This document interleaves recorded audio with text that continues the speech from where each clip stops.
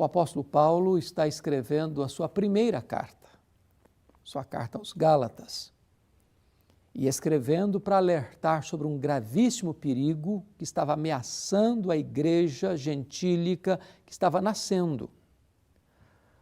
Os fariseus desceram de Jerusalém para Antioquia e começaram a dizer para os novos crentes: se vocês não se circuncidarem, vocês não poderão ser salvos. A obra de Cristo na cruz não é suficiente. A fé em Cristo não é suficiente. Você precisa fazer mais alguma coisa. E Paulo escreve essa carta para dizer que esta mudança da essência do Evangelho da graça, pela fé em Cristo Jesus, era um falso evangelho, um outro evangelho que não é o verdadeiro evangelho. Ou seja, nenhum de nós pode agregar à obra perfeita, completa e cabal de Cristo nenhuma coisa. Não somos salvos pelas obras, não somos salvos pelos méritos, não somos salvos pela religiosidade, não somos salvos pelos sacrifícios e ritos religiosos. Somos salvos exclusivamente pela graça de Deus, pela obra de Cristo na cruz. E quando nós cremos em Jesus, nós recebemos esta salvação.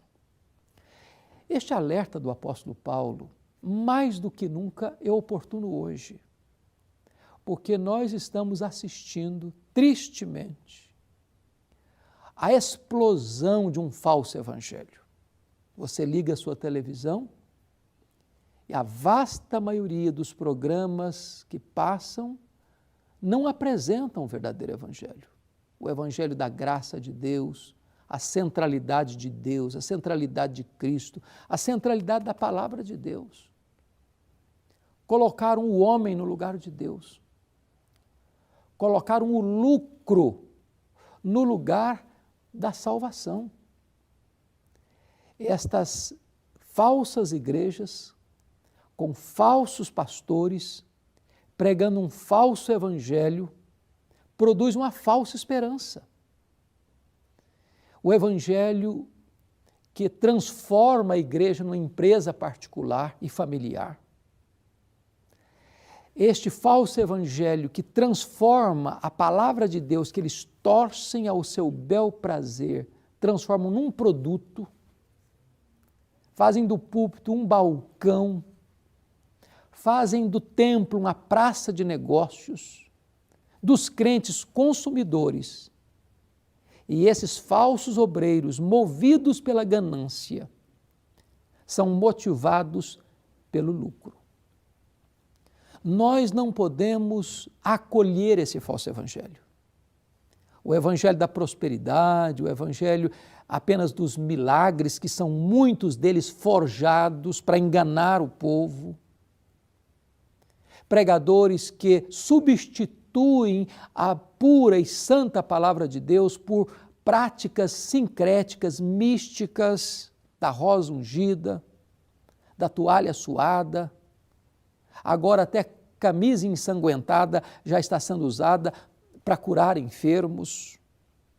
Nós não podemos concordar com esta falsa pregação, com este falso evangelho, que aglutina gente, porque as pessoas gostam disso. Elas correm, sofrem atrás desses supostos milagres, mas é negada a elas o pão vivo que desceu do céu, Jesus Cristo, como o único Salvador e Senhor.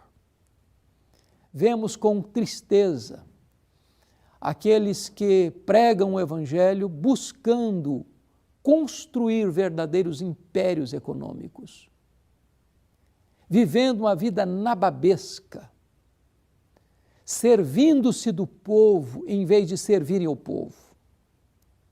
Em vez de cuidarem das ovelhas, arrancam a lã das ovelhas.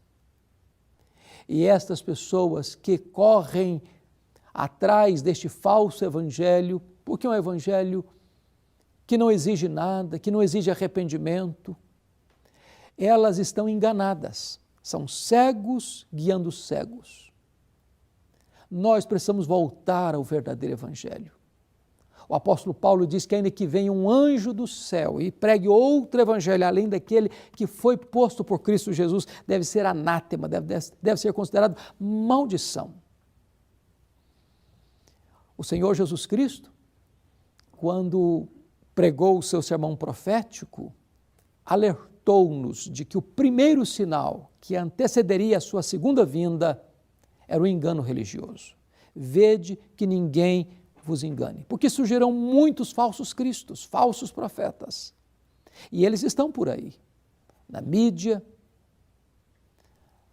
nos púlpitos, nas músicas, nos livros, na literatura, e a única forma de você não ser enganado por esses falsos obreiros, por esse falso evangelho, é você se voltar para a Escritura, ser um crente bereano, examinar na palavra de Deus se o que eles estão falando e fazendo tem base na palavra de Deus, se eles estão interpretando a palavra de Deus com fidelidade, porque o verdadeiro evangelho não é centrado no homem, é centrado em Cristo. O verdadeiro evangelho não promove o homem, promove a glória de Deus. O verdadeiro evangelho anuncia a salvação pela graça mediante a fé, sem lançar mão desses mecanismos do misticismo e do sincretismo religioso que está por aí. O verdadeiro evangelho, ele trata da pessoa de Cristo e não da figura humana. O verdadeiro evangelho revela a você e a mim que nós somos pecadores e nós carecemos da graça de Deus, e numa outra maneira de você ser salvo, a não ser que você se arrependa dos seus pecados e ponha sua confiança exclusivamente em Cristo Jesus. O verdadeiro evangelho não busca impérios neste mundo, mas busca sim as riquezas lá do alto. O verdadeiro evangelho é o evangelho que mostra para você a salvação, que é de graça, que não é vendida, que não é comercializada, que não é mercadejada, a salvação que você recebe de graça, pela fé em Cristo Jesus. Fuja desse falso evangelho, fuja desses falsos obreiros, fuja dessa pregação que visa ludibriar você e enriquecer os obreiros fraudulentos. Busque a Cristo, busque a palavra de Deus. Busque a verdade. A Bíblia diz: conhecereis a verdade e a verdade vos libertará. A verdade é a palavra de Deus, a verdade é Jesus Cristo. Na verdade não tem engano, na verdade não tem treva, a verdade é luz. E aqueles que andam na luz não tropeçam. Hoje eu quero exortar você a não ser um prisioneiro das amarras deste falso evangelho, desse sincretismo, desse misticismo, desse comércio do sagrado. Você pode conhecer a palavra de Deus, deve conhecer a palavra de Deus e buscar uma igreja que pregue com fidelidade a palavra de Deus.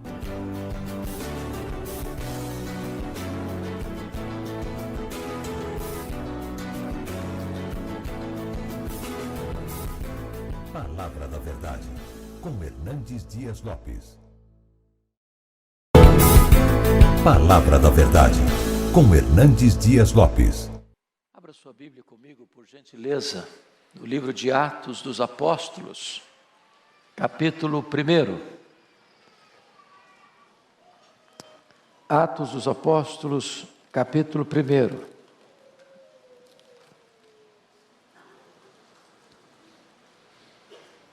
E leremos até o versículo 8, de 1 a 8.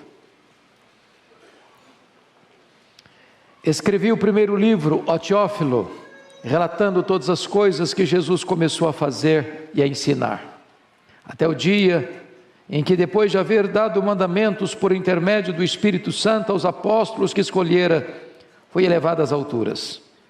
A estes também, depois de ter padecido, se apresentou vivo com muitas provas incontestáveis, aparecendo-lhes durante 40 dias e falando das coisas concernentes ao reino de Deus.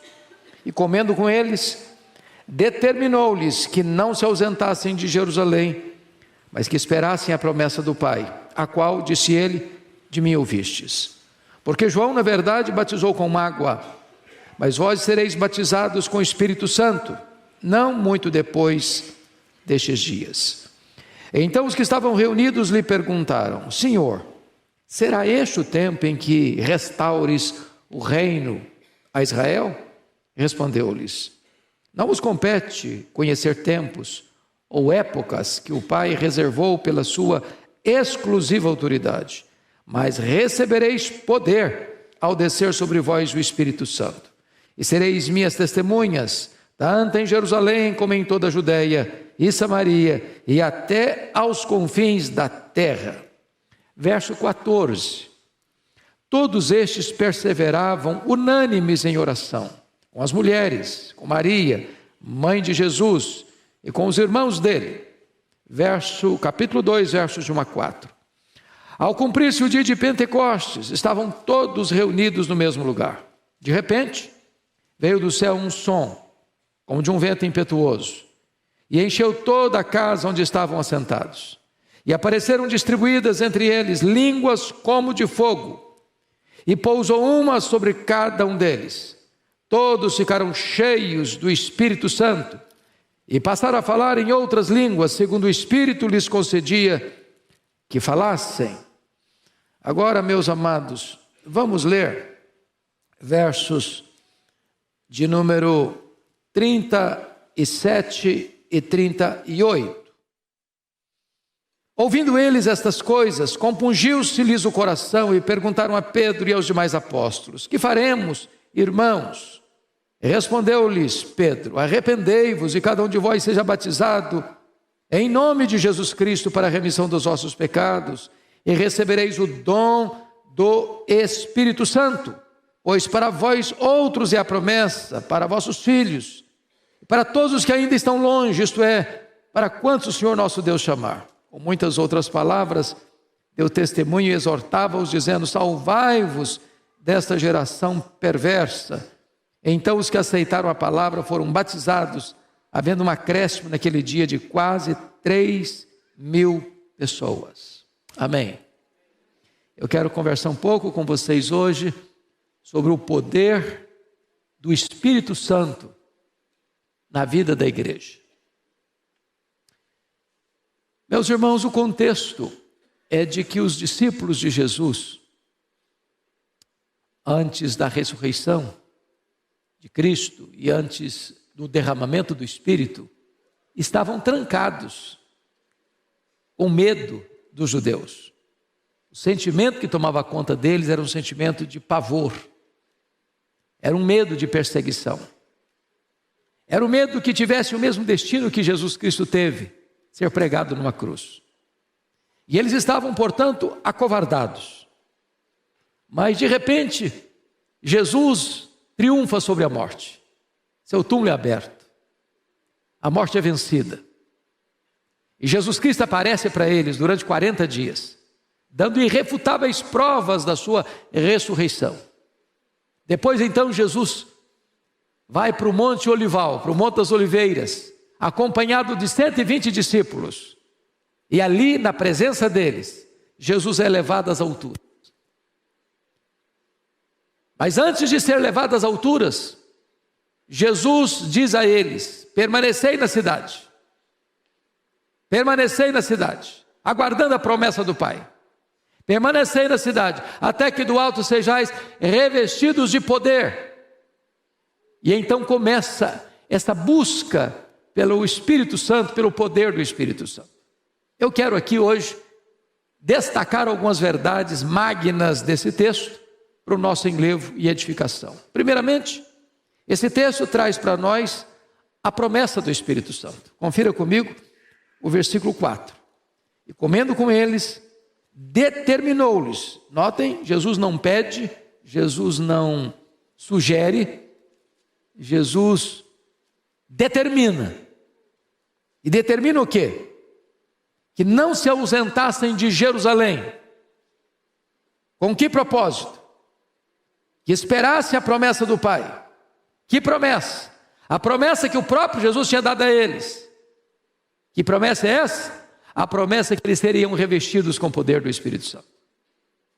Esta promessa foi dada pelo profeta Joel. E haverá depois que derramarei do meu espírito sobre toda a carne. Vossos filhos, vossas filhas profetizarão. Vossos jovens terão visões. Vossos velhos sonharão.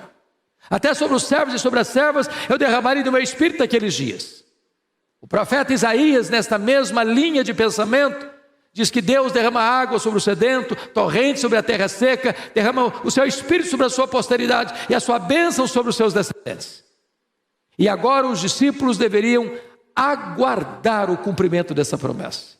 Essa promessa é segura, porque quem está prometendo não é homem para mentir, é o Deus poderoso. Ele fala e cumpre o que diz.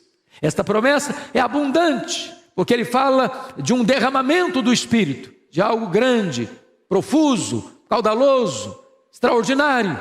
E essa realidade que a igreja está buscando. Porque talvez você diga, bom, mas isso foi lá para o passado. Mas Pedro se levanta, depois que o Espírito Santo é derramado, e responde assim: esta promessa é para vós. Esta promessa é para os vossos filhos. Esta promessa é para aqueles que ainda estão longe. Esta promessa é para quantos o Senhor nosso Deus chamar. Esta promessa é para a igreja presbiteriana de Pinheiros. Esta promessa é para você, é para mim, é para nós. Nós podemos aguardar legitimamente um derramamento do Espírito Santo de Deus. Agora notem vocês que esse derramamento do Espírito Santo deve ser resultado de uma espera obediente. Versículo 4 diz que o Senhor determinou que não se ausentassem de Jerusalém. E era o último lugar do mundo que eles gostariam de ficar. Esses discípulos, todos eram galileus, não eram da Judéia. Jerusalém fica na Judéia, eles eram lá do norte, da Galileia. Jerusalém era o lugar onde eles viram a perseguição, onde eles viram Jesus ser preso, onde eles viram Jesus ser crucificado. Era um lugar perigoso e ameaçador para eles. Mas é nesse pivô da perseguição que Jesus: fiquem aqui em Jerusalém, permaneçam aqui. E permaneçam aqui até quando? Até que do alto sejais revestidos de poder. Está lá em Lucas 24, 49. Então, esta promessa do derramamento do Espírito requer da igreja perseverança e obediência. Nós estamos sendo convocados para o dia 12, para um dia inteiro, para buscarmos ao Senhor e buscarmos este reavivamento. Deus já se manifestou muitas vezes, em muitos lugares, de muitas maneiras extraordinárias. E nós aqui sentimos a necessidade desesperadora de recebermos também uma visitação do Espírito Santo especial, poderosa, um derramamento da graça, um derramamento do Espírito Santo. Mas isso precisa vir de uma espera obediente e perseverante. Mas notem mais, meus amados irmãos, dentro desta linha, os discípulos, ouvindo Jesus falar no verso 5, que João batizou com água, mas eles seriam batizados com o Espírito Santo, não muito depois desses dias. Isso leva os discípulos a uma pergunta, aliás, uma pergunta escatológica: vai ser nesse tempo que o Senhor vai restaurar o reino em Israel? E eles ainda pensavam que Israel seria o centro do poder e que Jesus teria um trono físico, visível, geográfico em Jerusalém, e dali comandaria o mundo. Israel, então, no cenário da testa das nações, na proa das nações. Aí Jesus responde para eles: não compete a vocês conhecer tempos ou épocas, cronos ou kairós, que o Pai reservou pela sua exclusiva autoridade, mas recebereis poder ao descer sobre vós o Espírito Santo, e sereis minhas testemunhas, tanto em Jerusalém, como em toda a Judéia e Samaria, e até os confins da terra. Ô irmãos, o que Deus tem para nós é algo grandioso. É um derramamento do Espírito e um revestimento de poder. Muitos irmãos do passado experimentaram isso. O Dwight Lyman Moody, na cidade de Nova York, um homem comum, um homem sem muita instrução acadêmica, um homem que tropeçava no vernáculo, que agredia e assassinava a gramática, mas um homem que se levantou para pregar no poder do Espírito Santo, cheio do Espírito Santo, e levou mais de 500.000 pessoas a Cristo. Deus pode fazer o mesmo.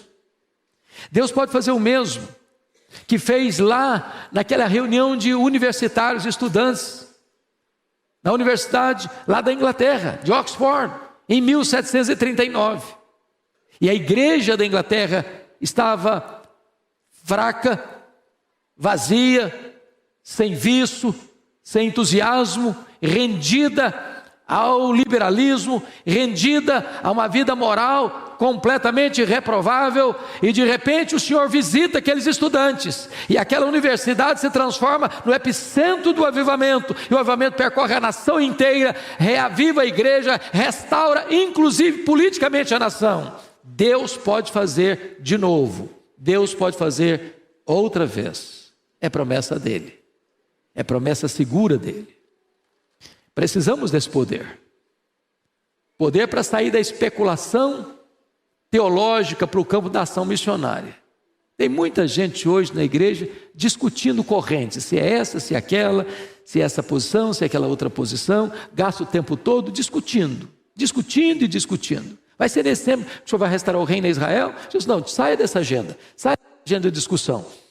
Vamos passar para a segunda fase. Vocês precisam agora entender que vocês vão receber poder, não é para discutir, é para ser testemunha, é para trabalhar, é para ir além das fronteiras de Jerusalém, é para entrar lá na Samaria, onde tem mágoas e dores para serem tratadas, perdoadas e resolvidas. Vocês precisam ir além fronteiras, até os confins da terra. É para essa agenda missionária que o Senhor quer reavivar a sua igreja. O tempo urge e as nações precisam ouvir o Evangelho de Cristo. Mas, amados irmãos, notem comigo o segundo ponto desta mensagem. Primeiro é a promessa. Vamos ver o segundo lugar, a busca do Espírito Santo. Pouse os olhos comigo no verso 14 agora. Aqueles 120 que estavam lá no Monte das Oliveiras, quando Jesus ascendeu aos céus, recebendo de Jesus esta ordem, esta determinação, permanecei na cidade, até que do alto sejais revestidos de poder, ou permanecei na cidade, até que sejais batizados com o Espírito Santo. O que eles fizeram? Você pode ler o 14 comigo, todos nós, vamos juntos? Todos estes perseveravam unânimes em oração, com as mulheres, com Maria, mãe de Jesus, e com os irmãos deles. Então vejamos algo aqui. Primeira coisa, eles obedeceram. Onde tem obediência, tem bênção. Segundo, notem comigo, a unanimidade na oração, todos. Tem 120, não tem ninguém puxando para trás, jogando contra o patrimônio. Não, isso não adianta.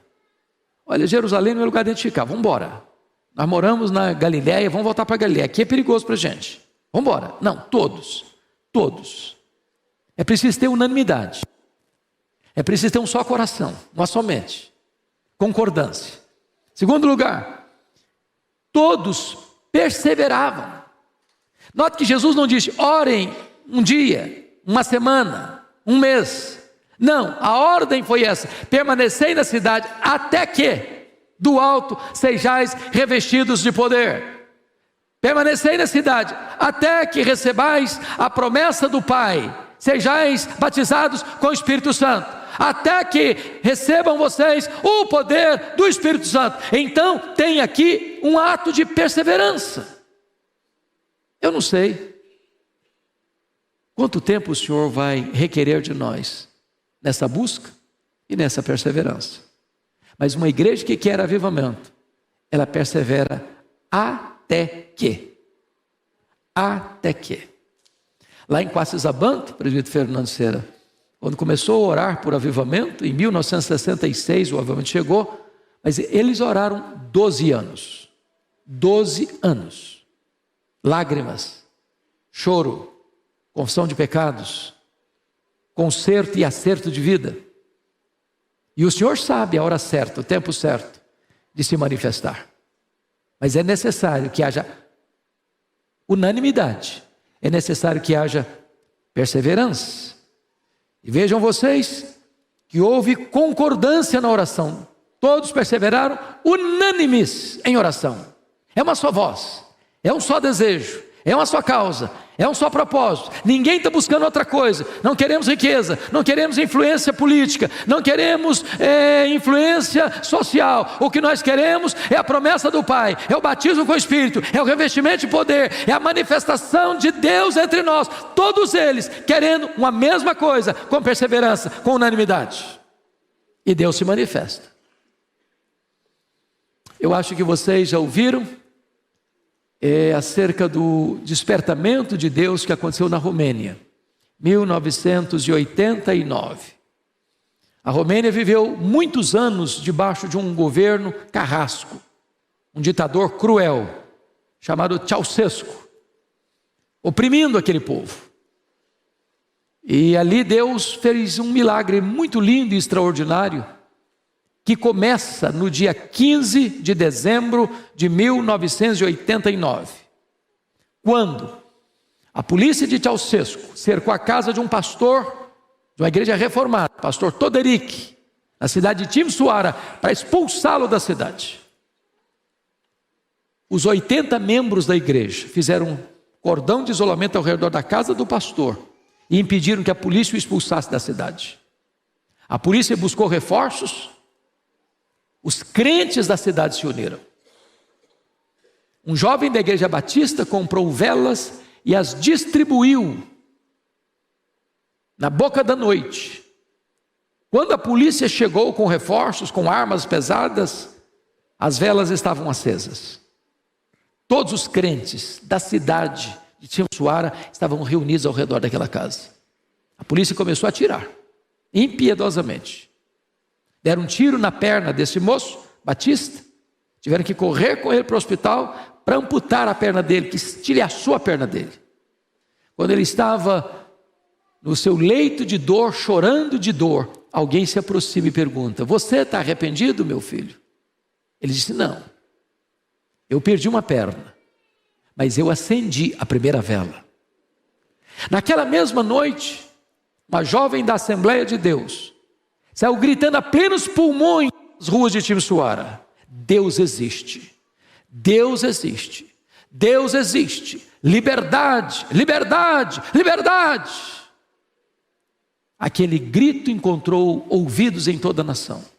10 dias depois, 25 de dezembro de 1989, tinham mais de 100 mil pessoas na capital da Romênia, sob a liderança dos pastores, gritando a plenos pulmões: Deus existe, Deus existe, Deus existe, liberdade, liberdade, liberdade. Naquela noite Ceausescu caiu, a Romênia ficou livre. O evangelho pode prosperar naquela nação. Meus amados, nós ansiamos ardentemente que a Igreja Presbiteriana de Pinheiros, numa só voz, com um só coração, clame aos céus por um poderoso reavivamento espiritual. Mas agora vejamos um outro ponto. Falamos da promessa, falamos da busca. Agora vejamos, por favor, como é que foi este derramamento do Espírito. Veja comigo o capítulo 2, versos de 1 a 4. A primeira coisa que merece destaque aí é que o derramamento do Espírito foi um fenômeno celestial, que não foi produzido pelo homem. Às vezes o homem é tentado a querer substituir a obra do Espírito Santo pela obra do homem, né? A gente quer criar um fato, a gente quer gerar uma emoção, a gente quer simular um avivamento, mas não tem como. Vejamos, ao cumprir-se o dia de Pentecostes, estavam todos reunidos no mesmo lugar. De repente, veio do céu um som, como de um vento impetuoso, e encheu toda a casa onde estavam assentados. Veja que não tem postura sagrada.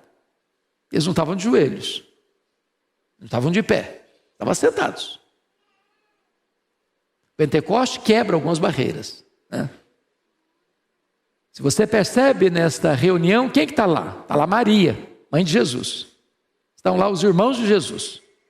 Está lá Pedro, João, André, Tiago, os demais apóstolos, as mulheres da Galileia. Não consta no texto que nenhum deles recebeu uma porção maior do Espírito Santo que outros. Homens e mulheres revestidos com o mesmo poder. Não tem postura sagrada, estavam sentados, não estavam ajoelhados nem de pé. E apareceram distribuídas entre eles, versículo 3, línguas como de fogo, e pousou uma sobre cada um deles. E daí escrito, e todos ficaram cheios do Espírito Santo. Todos. E passaram a falar em outras línguas, segundo o Espírito lhes concedia que falassem. Eu destaco aqui algumas coisas importantes. Primeiro, não é algazarra, é um som. Segundo, um vento impetuoso. E vento é um símbolo do Espírito. Aliás, na língua hebraica e na língua grega, a palavra espírito e a palavra vento é a mesma.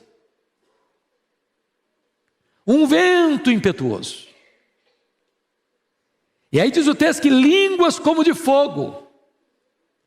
O fogo é um dos símbolos do Espírito, assim como o vento é um símbolo do Espírito. As duas maiores forças da natureza, o vento e o fogo. Ambos vêm. E diz a Bíblia que essas línguas como de fogo pousa uma sobre cada um deles. Ou seja, ninguém recebeu mais, ninguém recebeu menos. Todos foram revestidos, todos receberam os mesmos símbolos, os mesmos sinais do Espírito Santo. E todos ficaram cheios do Espírito Santo.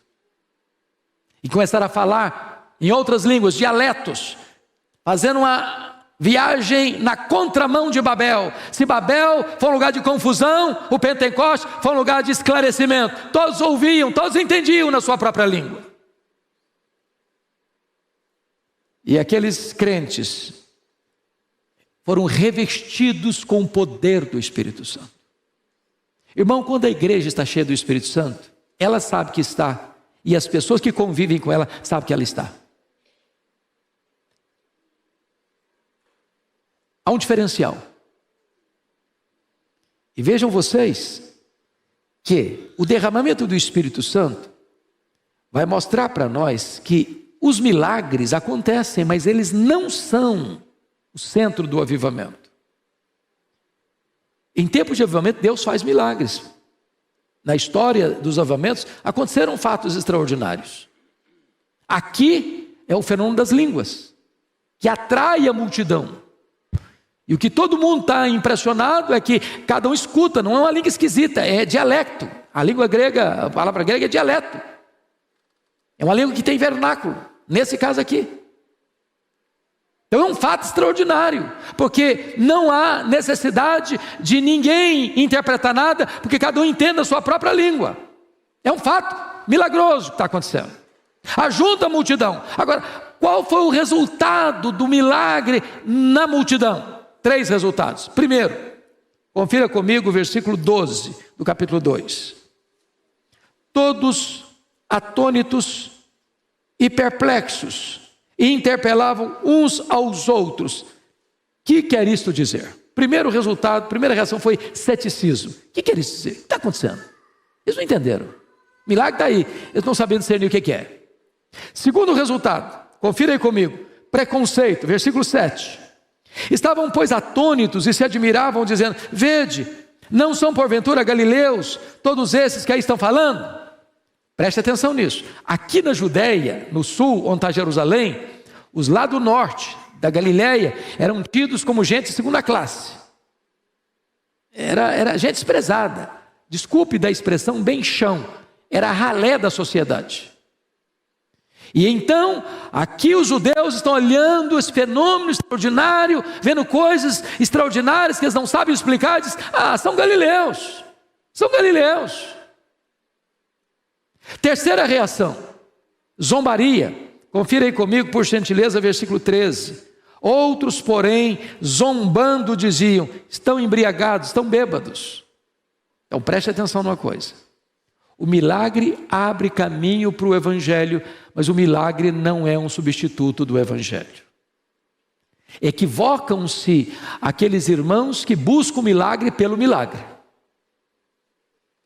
O milagre é uma manifestação do poder de Deus, mas quando o avivamento vem, não é um milagre que transforma pessoas. O que transforma as pessoas é a pregação do Evangelho de Jesus Cristo, nosso Senhor.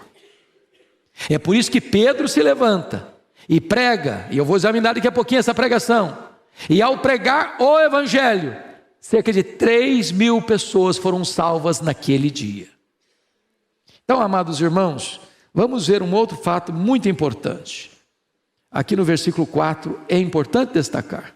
Você pode ler o versículo 4 comigo? Vamos juntos de novo? Todos ficaram cheios do Espírito Santo e passaram a falar em outras línguas, segundo o Espírito lhes concedia que falassem. Então eu chamo a atenção para vocês nesse ponto, que a experiência do enchimento do Espírito Santo foi uma experiência pessoal. Imagine vocês, os 120 reunidos, e de repente o Espírito Santo vem, pousa sobre Pedro, sobre João, sobre Maria, e os outros ficam à parte, sem saber o que é isso, sem experimentar nada. Talvez frustração, talvez ciúmes, talvez disputas, contendas. Eu quero dizer para você que o Espírito Santo é derramado e visita criança, adolescente, jovem, velho, homem, mulher, líderes, liderados. A bênção é prometida para todos. É para você, é para mim, é para nós. Mas eu quero tratar agora, em quarto lugar, falamos da promessa, falamos da busca, falamos do derramamento. Vamos olhar agora, irmãos, algo muito importante. Como é que é a pregação de uma igreja revestida com o poder do Espírito Santo.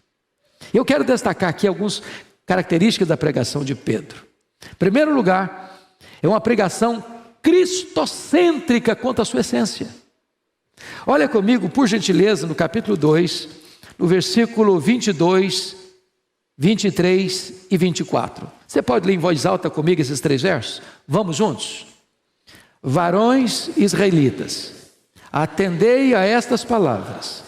Jesus, o Nazareno, varão aprovado por Deus diante de vós, com milagres, prodígios e sinais, os quais o próprio Deus realizou por intermédio dele entre vós, como vós mesmos sabeis, sendo este entregue pelo determinado desígnio e presciência de Deus, vós o matastes, crucificando-o por mãos de iníquos, ao qual, porém, Deus ressuscitou, rompendo os grilhões da morte, porquanto não era possível fosse ele retido por ela. Entendamos isso, meus amados irmãos. A pregação de avivamento, ela é centrada em Cristo. Em Cristo. João, o evangelista, Lucas está retratando aqui a morte de Cristo, a ressurreição de Cristo. Depois ele vai tratar no verso de número 33, confira aí comigo, a exaltação de Cristo, exaltado pois à destra de Deus, tendo recebido o Pai a promessa do Espírito Santo, derramou isso que vês e ouvis, e vai concluir com o senhorio de Cristo no verso 36, esteja absolutamente certa, pois toda a casa de Israel, de que este Jesus, que vós crucificastes, Deus o fez Senhor e Cristo. Então o que é essa pregação? Ela fala da morte de Cristo, ela fala da ressurreição de Cristo, ela fala do senhorio de Cristo, ela fala da exaltação de Cristo, ela é cristocêntrica. Dr. J. Packer, considerado o maior teólogo do século XX, disse o seguinte, que o ministério do Espírito Santo é o ministério do holofote. Ele não vem para falar dele mesmo, ele vem para exaltar Jesus. Você anda por São Paulo, de vez em quando você vê um prédio bem bonito, um dia está com a cor verde, outro dia está com a cor amarela, outro dia está com a cor azul, e você só vê a beleza do prédio. Mas existe uma luz ali escondida, que você não vê. Qual o propósito dessa luz, desse holofote? É ressaltar a beleza do edifício. O ministério do Espírito Santo, esse ministério de holofote, ele aponta para Jesus, ele exalta Jesus, ele glorifica Jesus. Um verdadeiro avivamento não exalta o homem, um verdadeiro avivamento nem mesmo uma pregação sobre a pessoa do Espírito Santo. A pessoa do Espírito Santo leva a igreja a exaltar a Jesus Cristo e falar da sua vida, da sua morte, da sua ressurreição, da sua exaltação e do seu senhorio. Esse é um ponto importante. Segundo ponto que eu ressalto, que essa pregação ela é eficaz quanto ao seu propósito. O versículo 37 tem algo magnífico que eu quero destacar. Ouvindo eles essas coisas, compungiu-se-lhes o coração e perguntaram a Pedro e aos demais apóstolos: que faremos, irmãos? O que é importante destacar aqui? É que em tempos de avivamento, irmãos, o apelo não parte do pregador para o auditório, mas do auditório para o pregador. A palavra é uma flecha no coração. Quando as pessoas escutam, o coração se compunge, a alma se contorce. E eles têm pressa para saber o que é que eles vão fazer diante desta pregação. Foi isso que aconteceu no Pentecostes, foi isso que aconteceu com João Batista, lá no deserto da Judeia. Ela é uma pregação eficaz quanto ao seu propósito, mas também clara quanto às suas exigências. Versículo 38, você pode ler o 38 comigo em voz alta? Vamos juntos? Respondeu-lhes Pedro: arrependei-vos, e cada um de vós seja batizado em nome de Jesus Cristo. Está aqui, vamos parar aqui. Aqui está a clara exigência desta pregação. Qual é o ponto central de uma pregação de avivamento? Não é dizer que você é maravilhoso, não é prometer para você saúde e prosperidade, não é prometer para você que você vai ocupar a posição mais alta da sua empresa. Não. Pregação de avivamento trata de arrependimento. Bom, talvez você diga assim: ah, pastor, mas está tudo bem comigo, vou me arrepender não, para quê? Minha vida está boa, sou uma pessoa honesta, sou uma pessoa íntegra, sou uma pessoa cuidadosa, zelosa. Eu não tenho nada para me arrepender. Aqui está o nosso problema, irmãos. Aqui está o nosso problema. Quando chega em épocas de avivamento, queridos, os crentes mais consagrados, eles ficam naquilo que chama-se de agonia do arrependimento. Sabe por quê? Todos nós aqui temos naipes de hipocrisia. Sabe o que significa isso? Que as pessoas às vezes admiram não quem nós somos, mas quem nós aparentamos ser. Deixa eu ilustrar isso para você entender. Você conhece um dos homens mais santos de Deus na história? O homem mais manso que a Bíblia diz que existiu? Foi Moisés. Moisés. A Bíblia diz que um dia Moisés subiu no monte. Quando desceu de lá, o rosto ele estava brilhando. A glória de Deus, a Shekinah de Deus brilhando. As pessoas não podiam se aproximar dele. O que ele fez? Botou um véu para que as pessoas pudessem se aproximar. Só que um dia ele percebeu que aquela luz, aquela glória, aquela luz foi se apagando, se apagando, se apagando. Mas ele gostou daquele negócio. Das pessoas olharem para eles: que homem santo, que homem piedoso. A Shekinah de Deus está na cara dele. Ele manteve o véu. Não precisava mais. Talvez você responda assim: não, pastor, eu nunca usei um véu de hipocrisia na minha vida.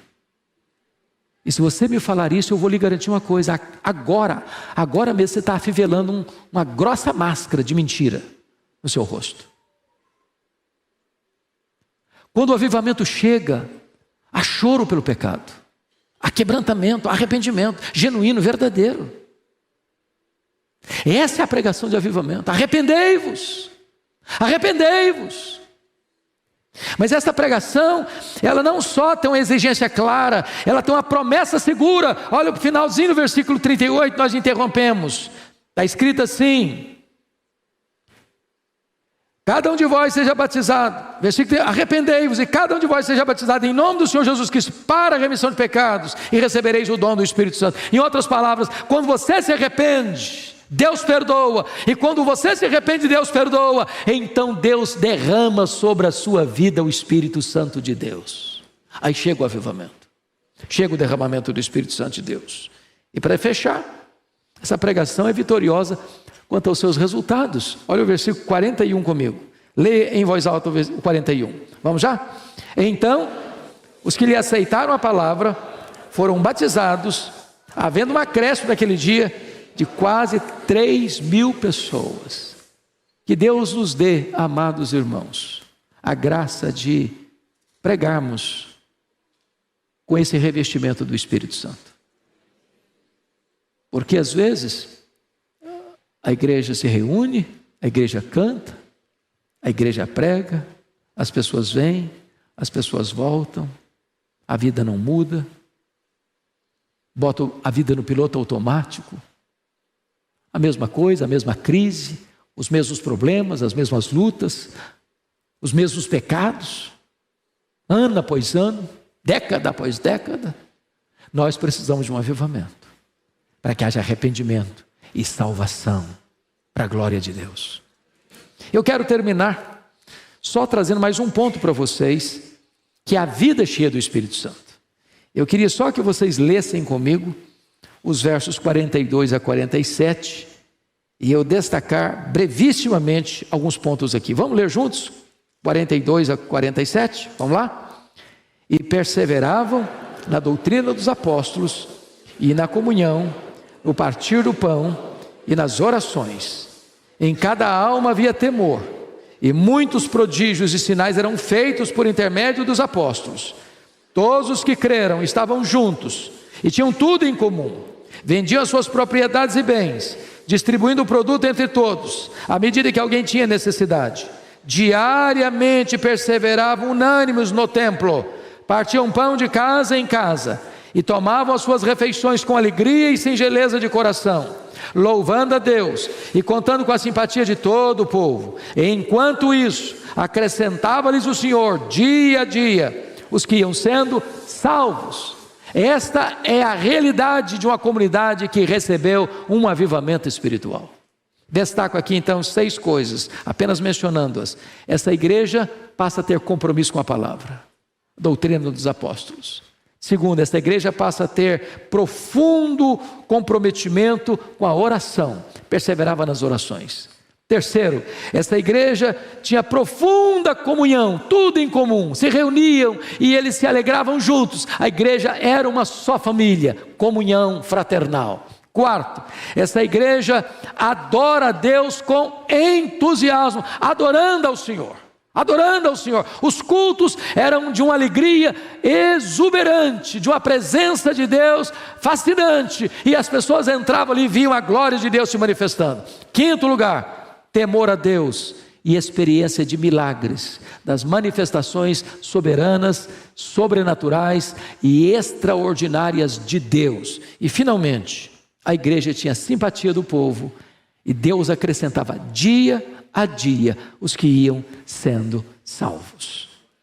Quando eu visitei a missão Quacis-Abanto, lá na África do Sul, eu escutei do pastor Hélio Stiggin que quando o Espírito Santo veio sobre eles, de manhã, quando os missionários acordavam, tinha 5, 10, 20 pessoas na porta de cada um, com pressa para acertar a vida com Deus.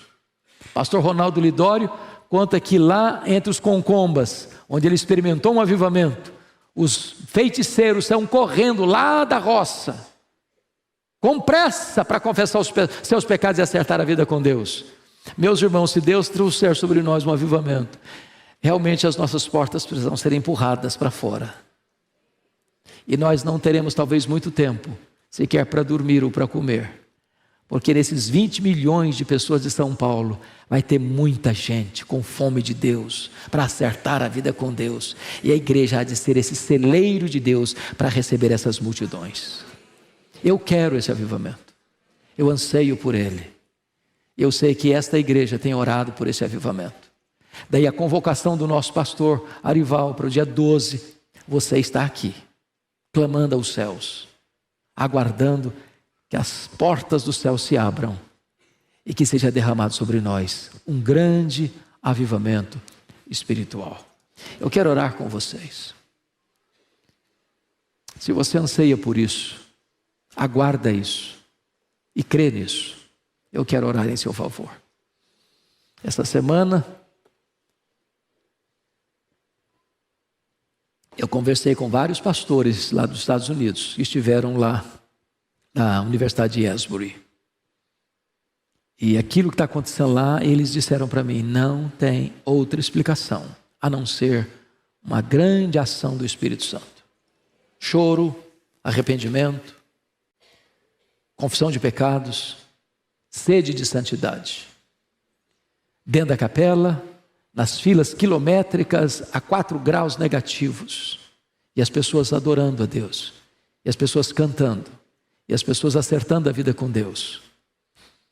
Um dos pastores falou comigo ontem, com lágrimas nos olhos, chorando, disse, Hernandes, a minha vida foi tão impactada, que eu já sou um pastor de cabelos brancos, mas ali para mim foi um marco, um divisor de águas na minha história.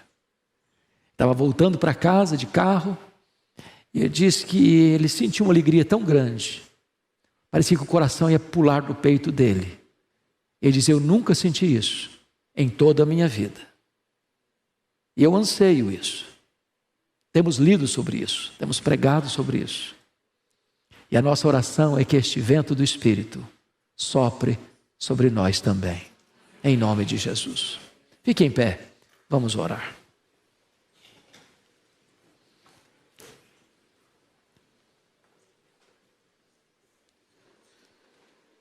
Ó Deus, nós lemos na Tua palavra hoje que o avivamento é uma promessa, que o avivamento deve ser uma busca, que o avivamento é uma obra Tua, e quando ele chega, a igreja se levanta para pregar, e quando a igreja experimenta, há uma mudança radical na sua dinâmica, na sua vida, na sua agenda. Deus, nós não queremos nada estranho. Nós não queremos nada que a Tua palavra não nos prometa. Nós não queremos ir 1 centímetro além da Tua palavra. Porém, não queremos ficar 1 centímetro aquém do que ela nos ensina. Tu sabes, Deus, a necessidade da Tua igreja.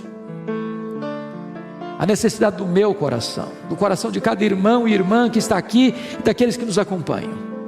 O que nós pedimos, Senhor, não te vás, fica conosco, volta o Teu rosto para nós, por amor do Teu nome, fenda os céus e desça, inflama o nosso coração como o fogo inflama os gravetos, incendeia a nossa alma, não com fogo estranho, mas com estas chamas do Espírito Santo, para que o nosso coração seja purificado, para que a nossa alma seja aquecida, e para que este fogo, Senhor, se alastre para muitos outros lugares. Assim oramos, em nome de Jesus.